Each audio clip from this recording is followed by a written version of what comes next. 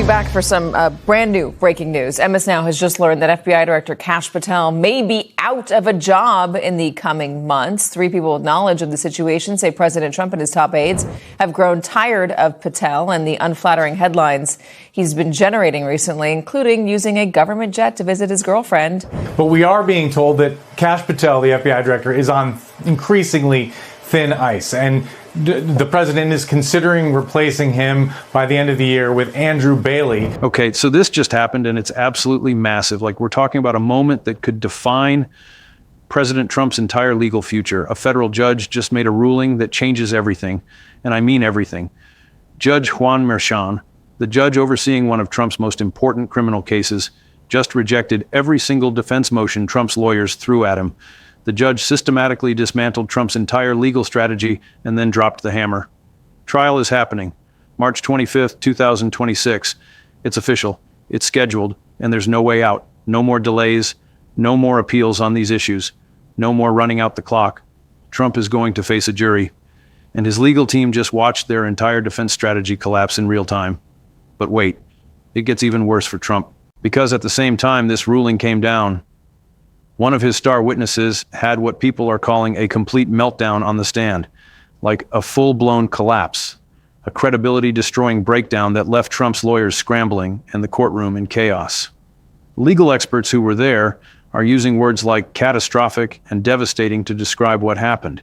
They're saying this witness, someone who was supposed to help Trump's defense, completely fell apart under questioning, lost all credibility, made Trump's case even weaker than it already was. But before we go any further, real quick, let's be honest, you can't really trust mainstream media anymore. That's why we built Pump Politics, to bring you real stories, real context, and no corporate spin. If you want to stay ahead of the headlines, join our free newsletter. We'll send the news straight to your inbox every day. Just click the link in the description to join. And if you just want to support what we're doing, join us. Be part of the community that actually cares about the truth. All right, let's get back to the video. I had asked the White House for comment on this story. And so because sources had been telling me, those that were talking to Carol and Ken were also telling us that essentially this ouster could be closer than ever. And part of that is because Andrew Bailey in Nashville have been deployed as a security detail for Kash Patel's country singer girlfriend who lives in Nashville. And the New York Times has reported that other SWAT details from other cities have also been enlisted in that cause. What's also interesting, and you're absolutely right, Katie, that those kinds of things, that Donald Trump has a track record of looking on with distaste. Why the charges can proceed, why a jury gets to decide Trump's guilt or innocence. That's a thorough, well-reasoned rejection of everything Trump's lawyers have been arguing for months. And it's devastating because it closes off Trump's escape routes. He can't claim immunity anymore, can't argue the charges should be dismissed, can't delay indefinitely. He has to go to trial, he has to face a jury, he has to defend against criminal charges in open court. Now, the specific charges here involve falsifying business records and hush money payments, and Judge Merchan made it crystal clear these alleged crimes fall outside the scope of protected presidential actions, meaning Trump can't hide behind the office of the presidency, can't claim that paying hush money to cover up scandals is somehow an official presidential duty. The judge saw right through that argument and rejected it completely, said these are personal acts, not official ones, and personal acts don't get immunity. That's huge. That's the legal framework that's been established now, and it applies not just to this case, but potentially to other cases Trump is facing. Because if falsifying business records and hush money payments aren't protected presidential acts, what else isn't protected? A lot of what Trump is accused of in various cases involves personal conduct, political campaigns, business dealings, efforts to influence elections. None of that is core presidential duty. None of that gets immunity, and Judge Merchan just established that precedent. But here's where things get really wild, the witness collapse. Because apparently Trump's legal team brought in a star witness, someone they thought would undermine the prosecution's case, someone who was supposed to provide testimony that helped Trump, and that witness just completely fell apart on the stand. Reports from people in the courtroom describe it as chaotic, as a visible breakdown. As the witness losing credibility in real time, the judge apparently had to clear the courtroom at one point, had to publicly reprimand the defense for how badly this was going. That's embarrassing. That's the kind of thing that loses trials. Because juries remember when witnesses melt down. They remember when someone's testimony falls apart under pressure. And they draw conclusions from that. They think if Trump's witnesses can't hold up under questioning, maybe his whole defense is weak. Maybe the prosecution has the stronger case. That's the impression this witness collapse creates. And it's exactly the opposite of what Trump's legal team needed. So we're looking at a perfect storm of bad news for Trump. The judge cleared the path for trial, rejected all his defenses, set a firm date, and his star witness just destroyed their own credibility on the stand. That's about as bad as it gets in criminal defense. That's the kind of situation where lawyers start having very difficult conversations with their clients about plea deals and damage control. Now, Trump probably won't take a plea deal. That's not his style. He's going to fight this all the way, but fighting from this position with no immunity defense, no procedural escape routes, and witnesses that collapse under pressure, that's a really tough battle, and it's all happening with the 2026 midterms approaching. With Trump's political future on the line, with the entire country watching to see if a president can actually be convicted of crimes, this is historic, this is unprecedented, this is the kind of moment that gets written about in history books. And it's happening right now. All right, let's break down exactly what Judge Merchan's ruling means, because there are layers to this that most people aren't fully grasping. First, the immunity question.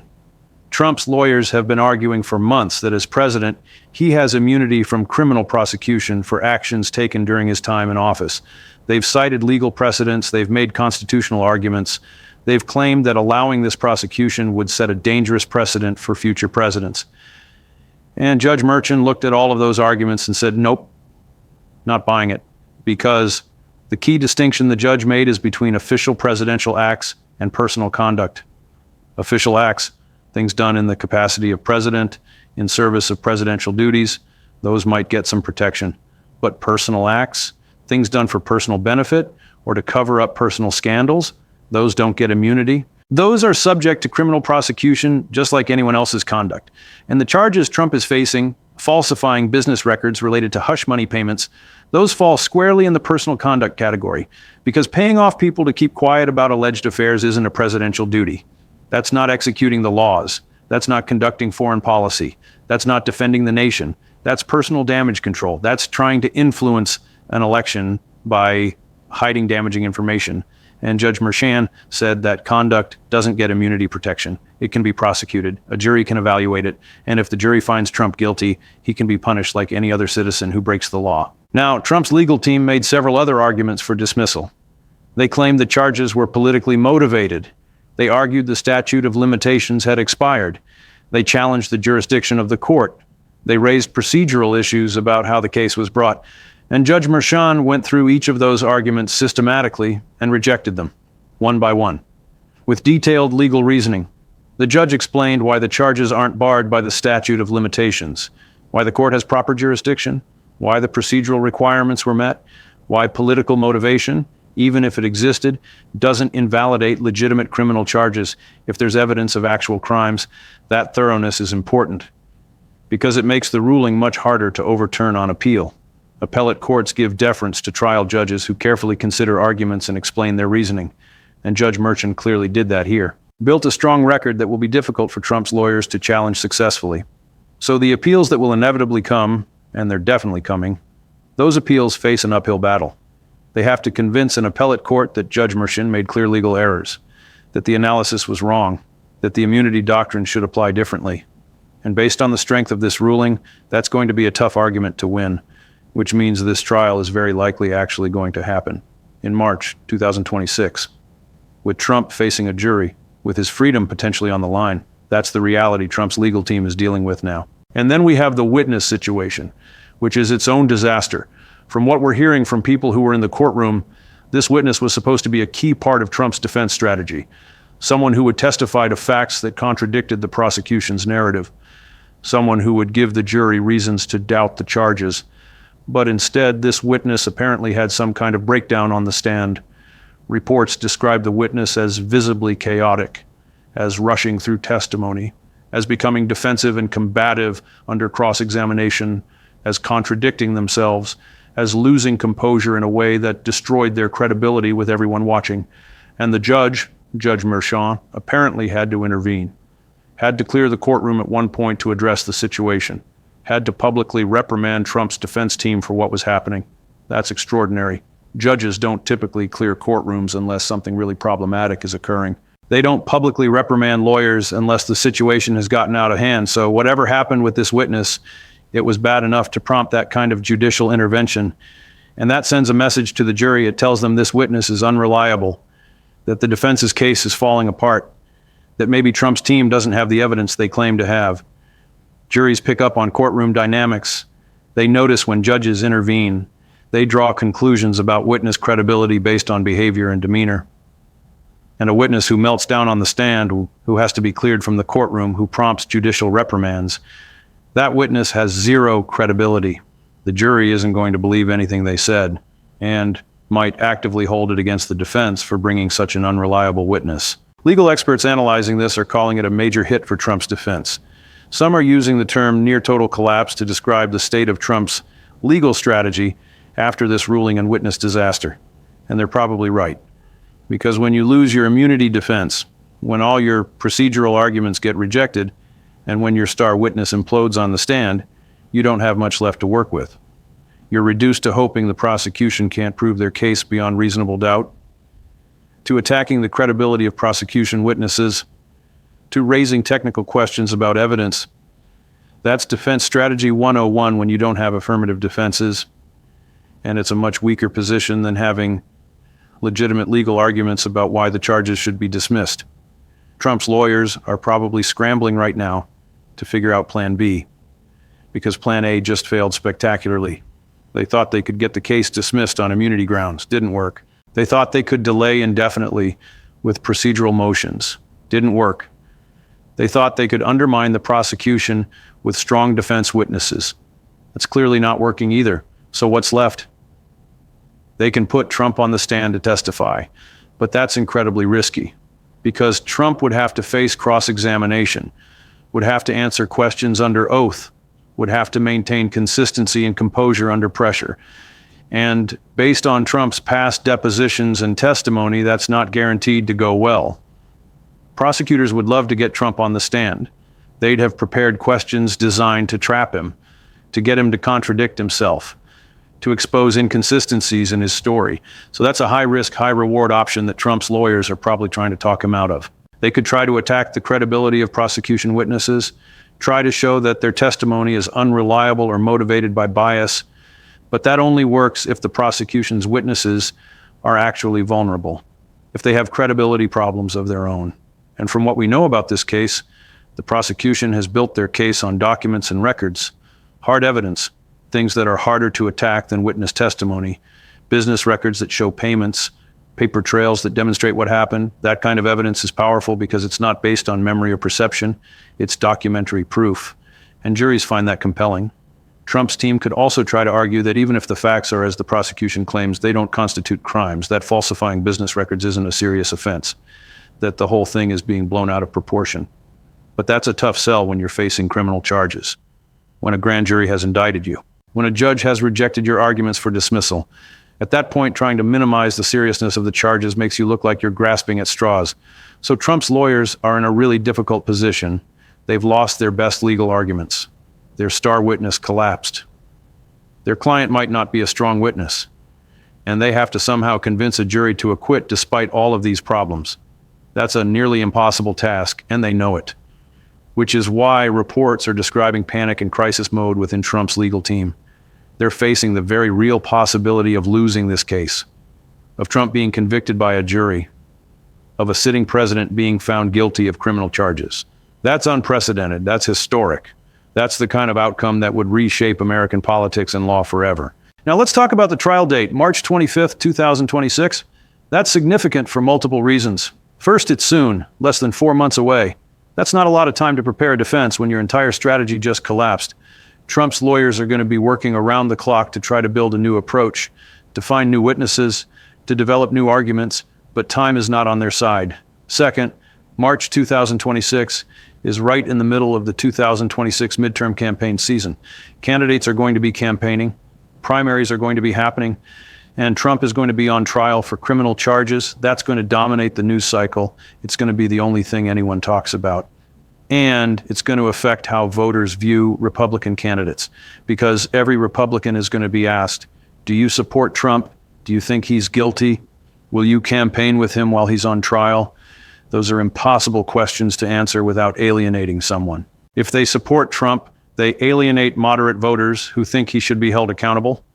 If they distance themselves, they alienate Trump's base, who will view that as betrayal. So the timing of this trial creates maximum political chaos for Republicans heading into the midterms, and Democrats are going to exploit that ruthlessly.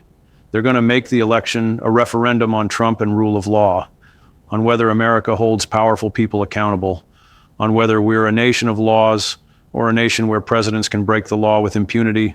That's a strong message. That resonates with voters. And it's going to make 2026 a very difficult election for Republicans. Third, having the trial date set means no more delays. Judge Merchan made it clear, this trial is happening on March 25th. There's no possibility of indefinite delay. No more procedural motions that push things back. No more appeals that halt the process. The train is leaving the station and Trump is on it whether he likes it or not. That certainty is actually important, because Trump's legal strategy in many of his cases has been to delay, to run out the clock, to hope that if he can push things far enough into the future, something will change. Public opinion will shift, political pressure will mount, prosecutors will give up. But Judge Merchan just closed off that strategy, said we're doing this now, we're moving forward, and Trump has to face the music. That's judicial backbone. That's a judge refusing to be manipulated or delayed. That's the rule of law in action, and it's exactly what Trump's critics have been demanding. They want to see Trump treated like any other criminal defendant. They want to see the system work. They want accountability. And Judge Merchan is giving them that, is ensuring that this case gets resolved, that a jury gets to hear the evidence and make a decision. That justice can be served regardless of Trump's political power or status. That's significant. That's the system working the way it's supposed to.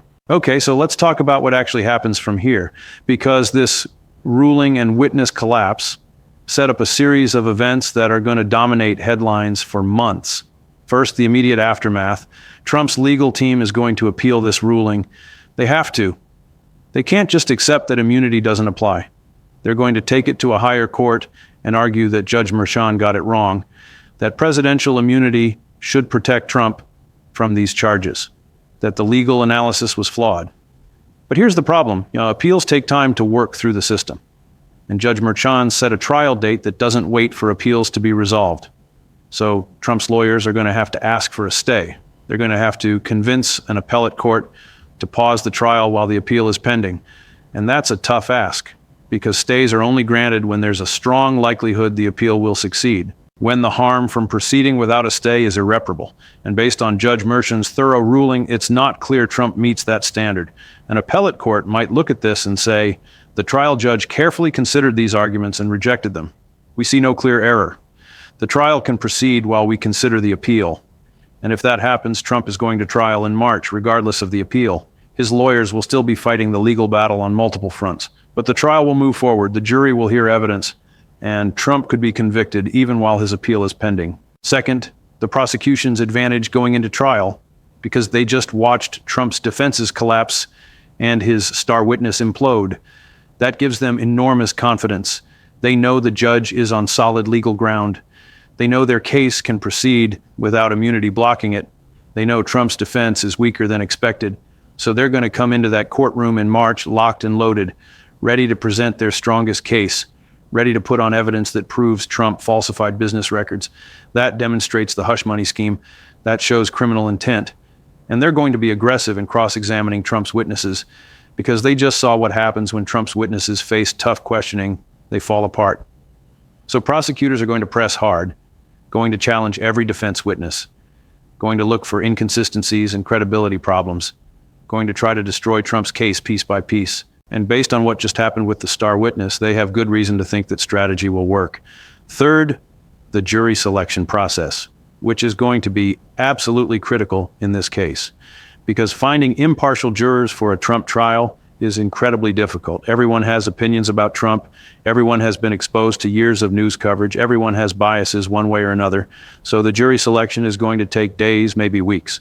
Both sides are going to question potential jurors extensively. They're going to try to figure out who can actually be fair, who can set aside their political views and decide based on evidence. And that process is going to be intense. Trump's lawyers are going to try to seat jurors who are skeptical of prosecution, who question the motives behind the charges, who might be sympathetic to arguments about political persecution. Prosecutors are going to try to seat jurors who take the law seriously, who believe in accountability, who can objectively evaluate evidence without being swayed by Trump's celebrity or political power. And the final jury that gets seated, those 12 people, they're going to hold Trump's fate in their hands. They're going to decide whether he's guilty or not guilty, whether he faces criminal punishment or walks free. That's enormous responsibility. And the jury selection will largely determine the outcome. Fourth, the political circus that's going to surround this trial. Because you better believe this is going to be a media spectacle unlike anything we've seen. Every major news network is going to cover it live. Reporters are going to camp outside the courthouse. Legal analysts are going to dissect every moment. Political commentators are going to spin every development. And the American public is going to be glued to their screens watching it unfold. This is going to be the O.J. Simpson trial times 100, because instead of a celebrity athlete, this is the President of the United States. Instead of a civil matter that became criminal, these are charges that directly relate to Trump's political career. Instead of a case with limited political implications, this could determine the future of American democracy and presidential accountability. So the stakes are massive. The interest is going to be overwhelming. And the pressure on everyone involved, judge, prosecutors, defense lawyers, witnesses, jurors, that pressure is going to be intense. Everyone is going to know the whole world is watching, that their actions will be scrutinized and analyzed and criticized, that they're participating in a historic moment. And that kind of pressure affects behavior, makes people more careful, makes mistakes more costly, makes every decision feel momentous, because it is. Fifth, the possible outcomes and their implications. If Trump is convicted, that's a constitutional crisis. Because we've never had a sitting president found guilty of crimes. The questions that would arise are mind-boggling. Can Trump continue serving as president while appealing a conviction? Can he pardon himself? Does conviction trigger impeachment proceedings? What does sentencing look like for a sitting president? Can you jail someone who has Secret Service protection and presidential duties? Nobody knows the answers to these questions. There's no precedent, no clear constitutional guidance. So a conviction would throw the country into uncharted territory, would create chaos and uncertainty, would force institutions to make decisions about things they've never had to decide before. If Trump is acquitted, that vindicates him in his supporters' eyes, proves he was innocent all along, shows that the prosecution was politically motivated and couldn't prove its case. Trump would claim total victory, would say he was persecuted, but the system worked and truth prevailed, and his political opponents would be devastated, would have to explain why they pushed charges that a jury rejected, would face accusations of weaponizing the justice system. So an acquittal has major political implications too, just in the opposite direction from a conviction. Either outcome is going to be explosive, either outcome is going to reshape American politics. There's no middle ground here, no compromise result. It's guilty or not guilty, conviction or acquittal. And whichever way the jury goes, roughly half the country is going to be furious. Sixth, the impact on Trump's other legal cases, because he's facing charges in multiple jurisdictions, federal charges, state charges, civil cases, criminal cases, all of them interconnected in some way. And what happens in this trial, the one Judge Merchan just cleared to proceed, that's going to affect the others. If Trump is convicted, prosecutors in other cases gain momentum. They can point to a jury verdict as validation, as proof that Trump can be held accountable, and judges in those other cases might be more willing to reject Trump's defenses, more skeptical of his legal arguments, more inclined to let cases proceed to trial. On the other hand, if Trump is acquitted, his lawyers will use that in every other case. They'll argue that juries don't believe the charges against Trump, that prosecution is political persecution, that Trump consistently prevails when the evidence is fairly examined, and that could slow down or derail other cases, could make prosecutors more cautious, could make judges question whether charges should proceed. So this trial in March is not just about this one case. It's about Trump's entire legal situation, about whether he faces accountability or continues to evade consequences. Seventh, the historical significance of this moment, because regardless of outcome, we're watching history unfold. A sitting president facing criminal trial, a federal judge rejecting immunity defenses, a jury being asked to decide if the president committed crimes. This has never happened before. This is the kind of event that defines an era that future generations will study and debate. That shapes how we think about presidential power and accountability. And we don't know yet how it ends. We don't know if Trump will be convicted or acquitted. We don't know how the country will react. We don't know what the long-term implications will be, but we know it's significant. We know it matters. We know that what happens in that courtroom in March will echo through American history for decades or centuries to come. So where does this leave us? With a trial date set, with Trump's defenses demolished, with his star witness destroyed, with the whole country waiting to see what happens next, with institutions under pressure, with democracy being tested, with the rule of law on trial as much as Trump himself. This is the moment. This is when we find out if the American system of justice can handle prosecuting a sitting president, if juries can fairly evaluate evidence against the most powerful person in the country, if the Constitution's checks and balances actually work when tested to their limits. Those are the questions we're about to get answers to, and those answers will define America's future. Stay tuned, because this is just the beginning of what's going to be the most important trial in modern American history.